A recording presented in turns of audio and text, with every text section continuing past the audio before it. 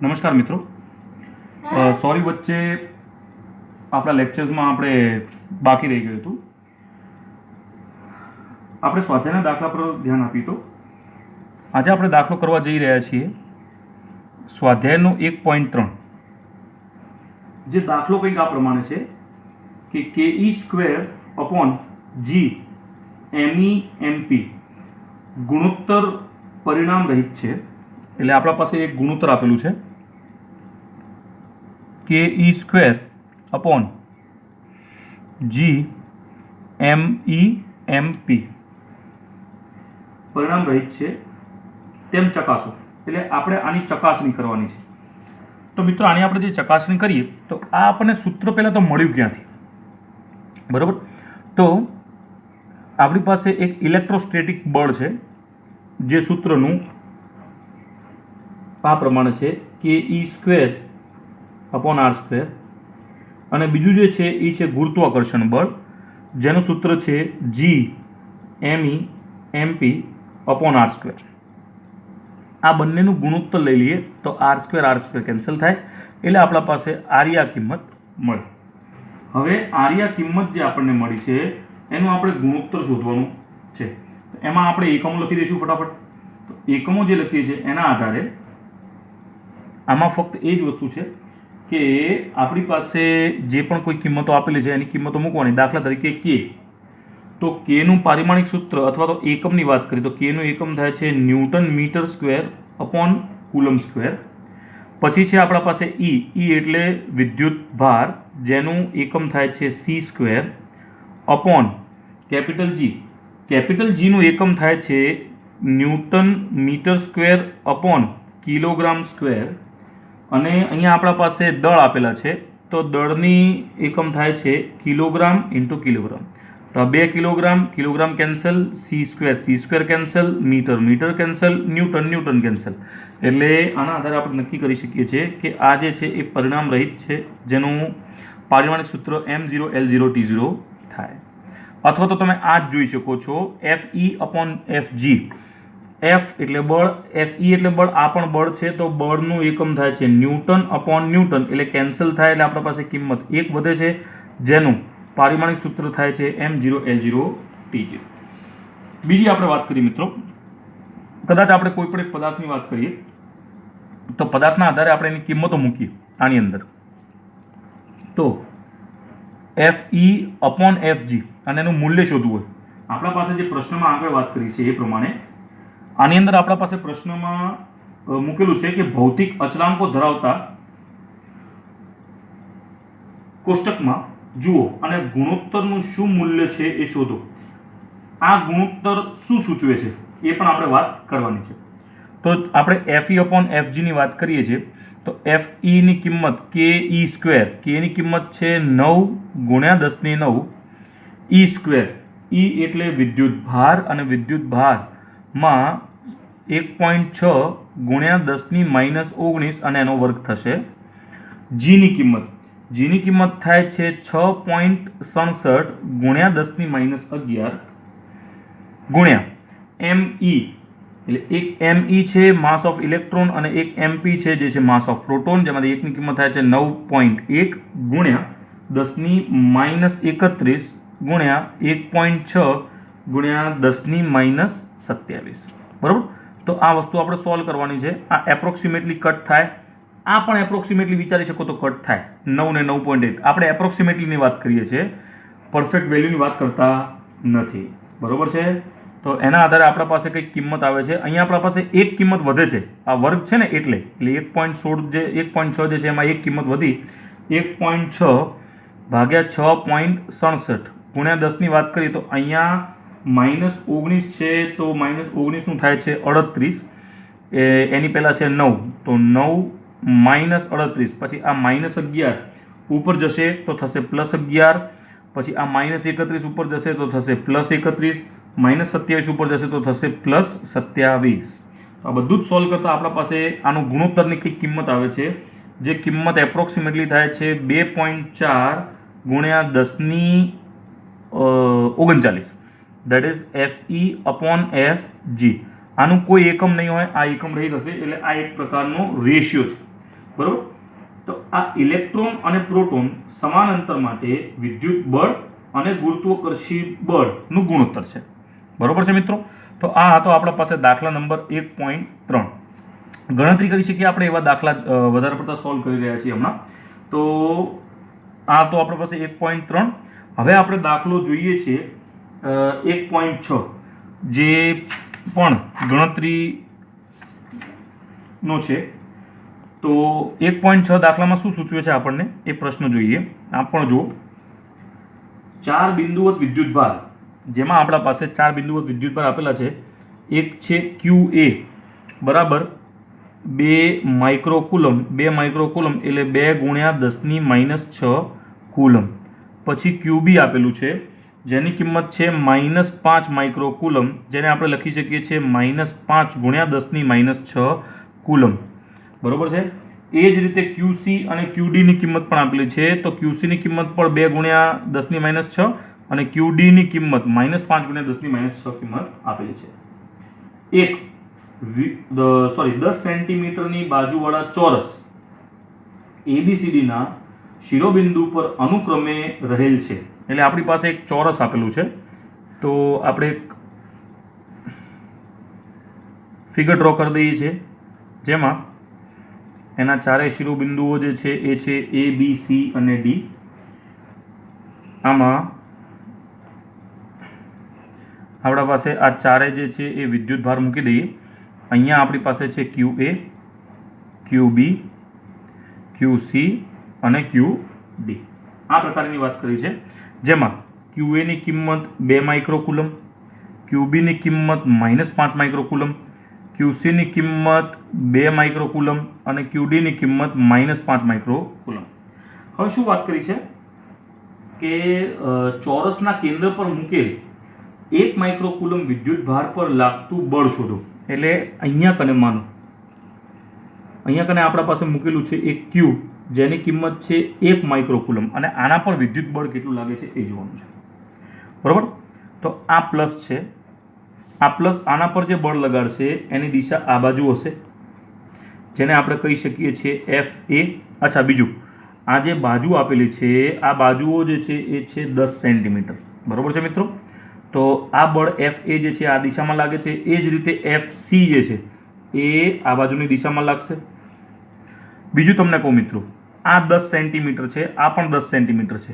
તો A થી C સુધીનું અંતર થશે 10√2. બરોબર. અને જો A થી O સુધીનું વાત કરીએ તો 10√2 ભાગ્યા 2 એટલે શું થાય 5√2.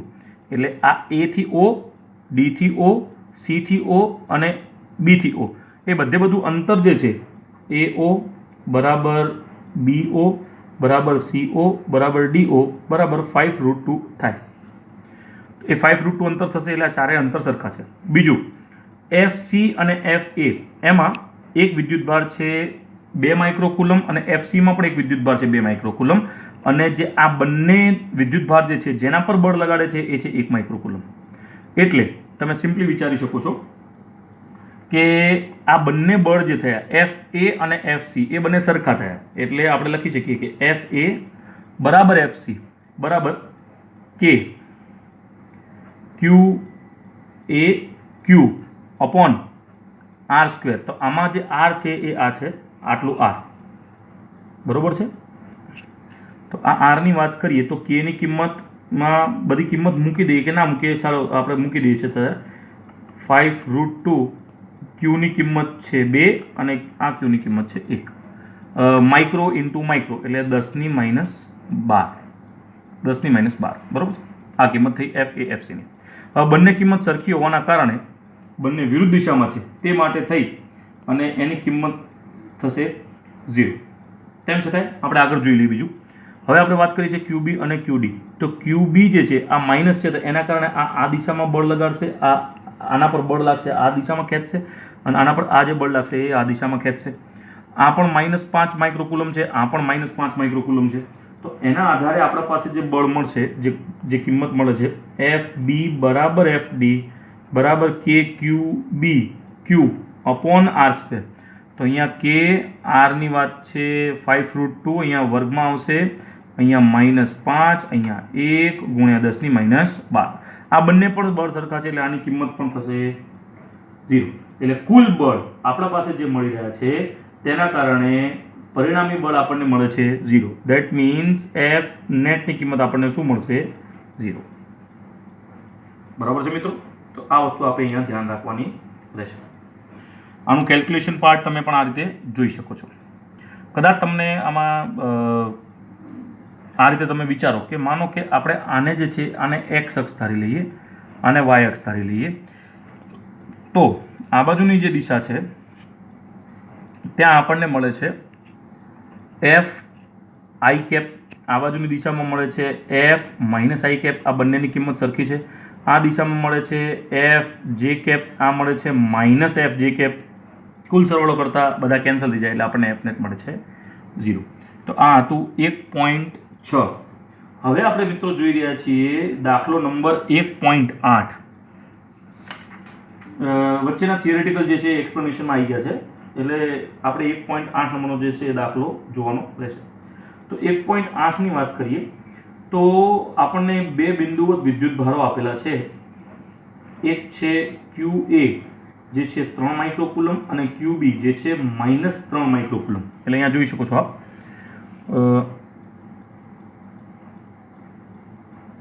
QA +3 માઇક્રોકુલમ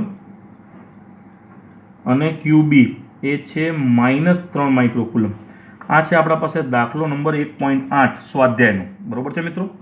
તો આ પોઈન્ટ્સ આપેલા છે જેની અંદર એકબીજાથી શૂન્ય અવકાશમાં 20 સેન્ટીમીટર દૂર રહેલા છે. એટલે આને જોડતી આપણે રેખા તો બનાવી દીધી, પણ આ બંને એકબીજાથી 20 સેન્ટીમીટરની દૂરી પર છે. બરોબર? આ માનો કે એનું કેન્દ્ર લઈ લઈએ, 20 સેન્ટીમીટરની દૂરી બનાવી છે. હવે પોઈન્ટ એ ની વાત કરી છે કે બે વિદ્યુત ભારોને જોડતી રેખાના મધ્યબિંદુ O આગળ વિદ્યુત ક્ષેત્ર કેટલું હશે? એટલે આપણે અહીંયા જોવાનું છે મધ્યબિંદુએ, એટલે કે 10 સેન્ટીમીટર. અહીંયા કને વિદ્યુત ક્ષેત્ર કેટલું છે એ આપણે જોવાનું છે. બરોબર છે?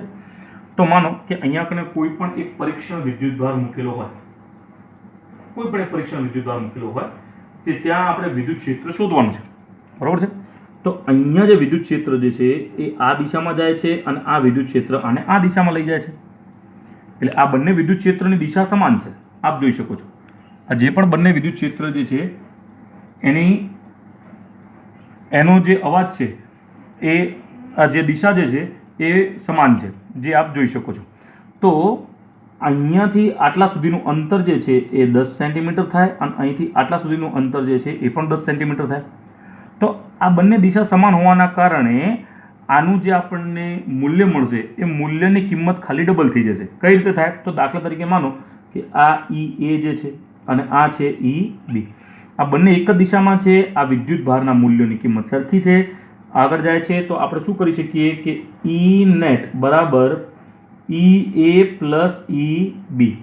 EA ની કિંમત તો KQ અપોન R², EB ની કિંમત KQ અપોન R². K ની કિંમત Q ની કિંમત R². તો આમાં ડાયરેક્ટ સિમ્પલ થાય કે KQ અપોન R² 2 થઈ જાય, કારણ કે આ Q ની કિંમત બંનેનું મૂલ્ય સરખું છે એટલે. બરોબર? તો 2. બરોબર? આને આપણે કેન્દ્ર માની લઈએ O. તો અહીંયા 2 કિંમત આવી 9 ગુણ્યા 10 ની 9. Q ની કિંમત છે 3 ગુણ્યા 10 ની -6 અપોન R². તો 10 સેન્ટીમીટરની વાત કરી છે તો 10 ગુણ્યા 10 ની -2 અને એનું વર્ગ. તો આપણે અહીંયા શોધવાનું છે એ પ્રમાણે શું કિંમત મળશે આપ જોઈ શકો છો. તો અહીંયા આપણે સ્ક્વેરની વાત કરી છે 9, 3 અને આ બધું જ સોલ્વ કરતાં તમારી પાસે કંઈક કિંમત આવશે જે આવશે 5.4 × 10⁶ ન્યૂટન પર કુલમ.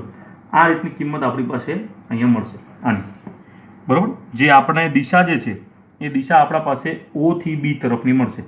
કઈ દિશા મળશે? O થી B તરફની તરફ. બરાબર? હવે આપણે વાત કરીએ છીએ બી પ્રશ્નની. આ આપણે વાત કરી પ્રશ્ન નંબર A ની. હવે આપણે વાત કરીએ છીએ પ્રશ્ન નંબર B ની.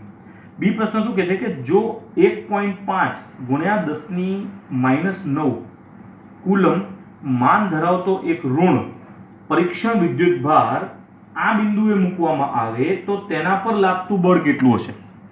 એટલે આ જગ્યાએ આપણે ઓની વાત કરીએ છીએ, ત્યાં કને આપણે એક વિદ્યુત ભાર મૂકી દઈએ. એ વિદ્યુત ભારની કિંમત કંઈક 1.5 ગુણ્યા 10⁻⁹ કુલમ આ મૂકી દઈએ તો આના પર લાગતું બળ કેટલું હશે?